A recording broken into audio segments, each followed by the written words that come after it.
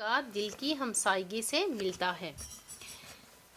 روح کو بھی محبت کا مزہ دل کے قریب رہنے سے ملتا ہے۔ انسان کی اصل دو طرح کی ہوتی ہے، ایک اس کا جسم کثیف اور دوسرا جسم لطیف۔ جسم کثیف سے مراد انسان کا مادی جسم ہے جسے فنا ہو جانا ہے۔ اس میں انسان کے اعضائے جسمانی شامل ہیں۔ جسم لطیف سے مراد انسان کی روح ہے۔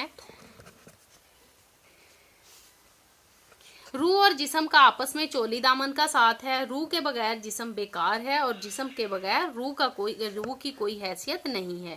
انسانی دل مختلف قسم کے خیالات کی ہمہ جگہ ہوتا ہے۔ اس میں اچھے اور برے خیالات پرورش پاتے ہیں، لیکن روح ایک پاکیزہ جذبے کا نام ہے۔ شاعر کہتا ہے کہ اگر دل میں اچھے خیالات ہوں تو انسانی روح خوش رہتی ہے، پھر اسے دل کے قریب رہنے میں مزہ ملتا ہے۔ دل میں اللہ تعالیٰ کی یاد بسی ہو تو روح مطمئن اور شاداب رہتی ہے۔